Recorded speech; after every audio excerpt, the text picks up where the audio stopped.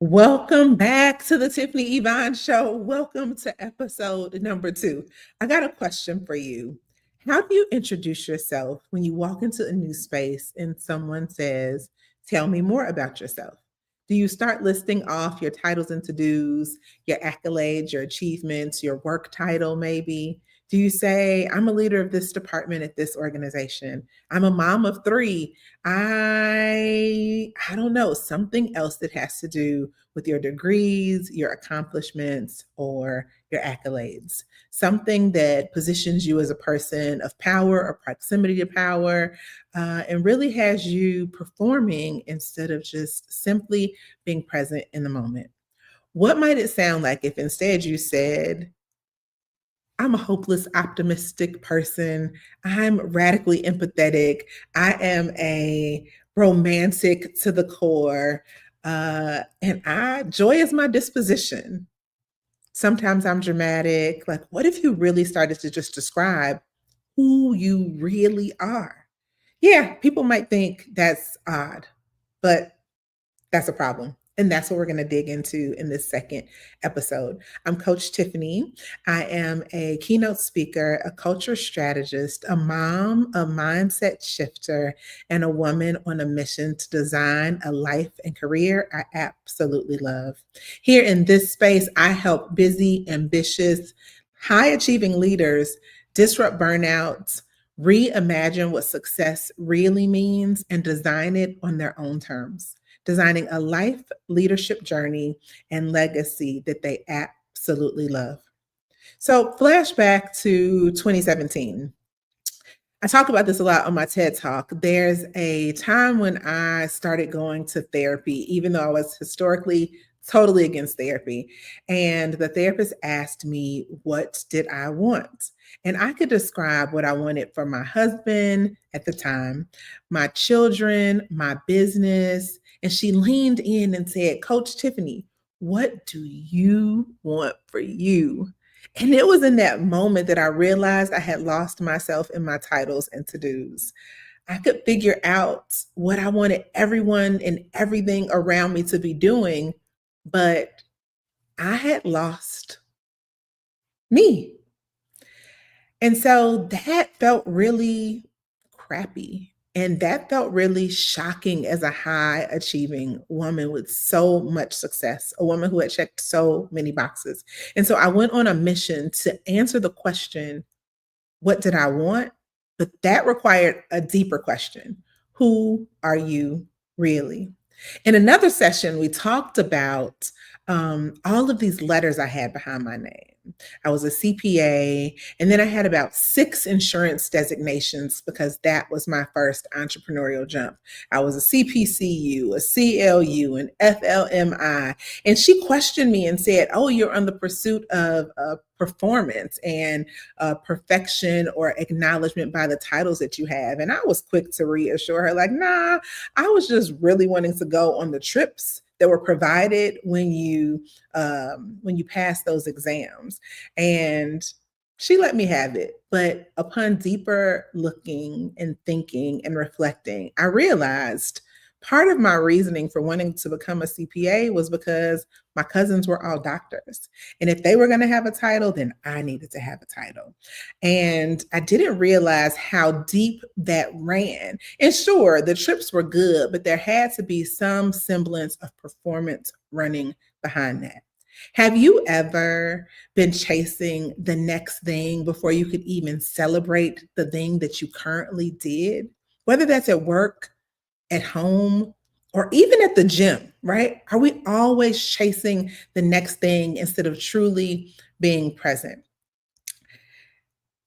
When we do that, we abandon and neglect who we really are and what we really want for performing and applause. And sometimes that's done subconsciously and it starts early. So, in many ways, it's not even our fault. My very first identity encounter came in the 5th grade. I was taken against my will, I say, halfway joking, but mostly serious. My mom had married, and we were moving across the country to Virginia. I was officially a military brat. First time in public school ever. And maybe first or second day, the kids were just awful. And so one kid said, "Oh, yeah, you know that new girl, Tiffany from Chicago? Yeah, she's a V." I didn't know what that meant. And they just spread it all around all day long. They're saying, "She's a V, she's a V, Tiffany, she's a V." And of course, there feels like there's a negative connotation. So I'm saying, "No, I'm not. No, I'm not." Like I didn't say you all are being mean or what does that mean? I just knew that whatever label they were trying to put on me, I didn't like it. By the end of the day, someone blurted out and said, "Yeah, Tiffany, she's a virgin." Oh, she said she's not a virgin. Still didn't know what it meant. I went home on a school bus that day, and my mom was sitting around with all her church friends, and I busted in the door, and I had this sad look on my face. She's like, "What's wrong?" And I was like, all day long, those kids at that new school, they was calling me a virgin, and I was telling them, "I'm not no virgin. I'm not no virgin." Well, you can imagine the faces or the looks on the faces of all of her church friends. They were like, "Brenda, we think it's time you have a conversation with Tiffany." And I don't think that my mom even had a conversation with me that day. But what she did do was transferred me to the Catholic school the very next day I was out of there. I share that story, A, because it's funny, but also it just talks about or illuminates how our identity can be tied not only to what we truly desire and who we really are, but in response to the names, in response to the expectations, in response to what others want us to be. I coach busy, ambitious women leaders and really leaders across organizations, regardless of gender. But oftentimes, when I'm coaching women leaders, and one in particular comes to mind, I was doing some team coaching. And in a one on one session outside of the team, a woman told me that she was proudly a code switcher. And I didn't want to be the one to break it to her, but honestly, being able to show up in any room, authentically you, and work any room, yes, that's a boss move as a leader. But having to contort, conform, and perform, pretend like you're someone who you're not, whether that's changing your voice, whether that's skipping your child's game because you want to be seen as an overworker like the rest of the overworkers, or whether that's just not having a conversation about your kids because you don't want to be passed over as someone who puts family before business, is not a boss move. It's actually self-betrayal. There was another woman I met recently at a conference and I was coaching, and she said, "Oh yeah, I code switch all the time. It started when I was sent to boarding school early on. I had to act like I liked their music in order to fit in. I had to, do all of these things and adapt my ways of being, speaking, talking, just so I could fit in. So it really isn't about a success strategy. It was a survival strategy. But because of that, she had voices she literally would change her voice depending on who was in the room. She's like, "Yeah, I talk to my kids this way. I talk to my peers this way. I talk to she had like 6 or 7 different things." And I was thinking, how do you keep up with all of them? And so instead of standing in any judgment about it, I just asked her, "Which one do you like best?"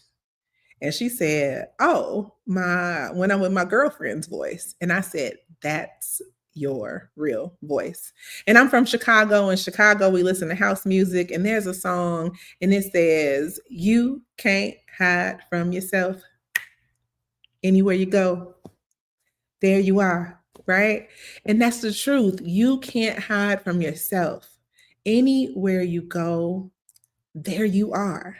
And so showing up in all of these multitudes of ways, losing ourselves and our titles and to-dos really is not sustainable because it exhausts us, and all this shifting and switching and pretending and performing and people pleasing that we have to do in order to keep it up depletes us. And that's what leads to that burnout, that overwhelm, that overthinking, that perfectionism, and that procrastination that truly stops us from designing a life and career that we love. So, I'm all about solutions and I'm all about acronyms, as you learned in the first episode. So, I'm going to tell you one that I use to really help me. And it was after I left that therapist office and I was so downtrodden that I couldn't explain what I wanted for me. I had to redefine who I was, right? And that's really where the 6 word story and everything she plays to win came from. So I decided she plays would be my mantra. And for me, that means that I'm a woman who uh, always moves in purpose. That's what the P stood for. I want to be deeply rooted in my purpose. And in a work setting, that means that I merge my impact with my income. I don't do work just for a paycheck, it has to be purpose driven. Also, in life, my friends need to align with my core values. My ways of spending my time need to align with the purpose that I feel like I'm on this earth to deliver. So it's not just a work thing, it's really everywhere. The L is for love. And initially, that love was like, I'm a loving person. But I had to realize that self love had to come first before I could truly love, give to, pour into, support anyone else. I had to be deeply tied into what self love looked like for me, not just as a buzzword or a trend, but as an action, a verb, something that I'm actually doing to show myself, prove to myself and no one else that I love me, and kind of my put my oxygen mask on first in every single situation. The A is for ambition because that's just who I am. Highly competitive, fiercely here to achieve my dreams and goals. And so ambition was one that didn't require much thought because it's who I always was, right? All those letters, all those titles, all those to-dos, and proving that I'm not the names that people call me, proving that I'm not the statistics that are, widely spread about Black people or women or any of those things. And when I say proving, that's actually something that I ended up having to shed. But the A still stood for ambition because it is something that's deeply meaningful to me.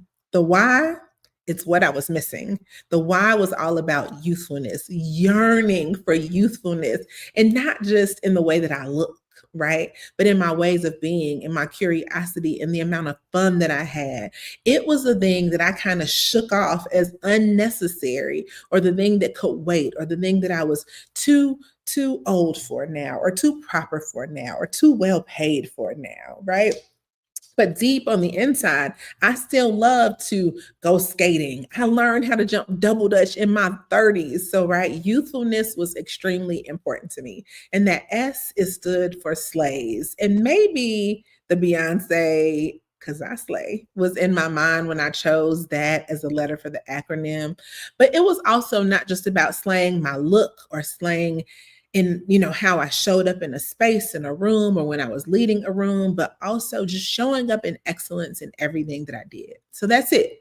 Purpose, love, ambition, youthfulness, and slaves. I am a woman who lives by those things. So when people ask me who I am, if I got 2 minutes, I'll give them a short version. But if I got 20 minutes, I'm going to give them the 20-minute version. And so today I'm just asking you, the whole point of this second episode is to ask you, who are you really? Beyond your titles and to-dos, beyond the letters behind your name, letters of recognition, letters of promotion, letters of any kind, who are you really? I'd love for you to journal about it or drop it in the comments below. But until next time, remember, you can truly win at work, succeed at home, and design a life you absolutely love. You don't have to choose. Coach Tiff out.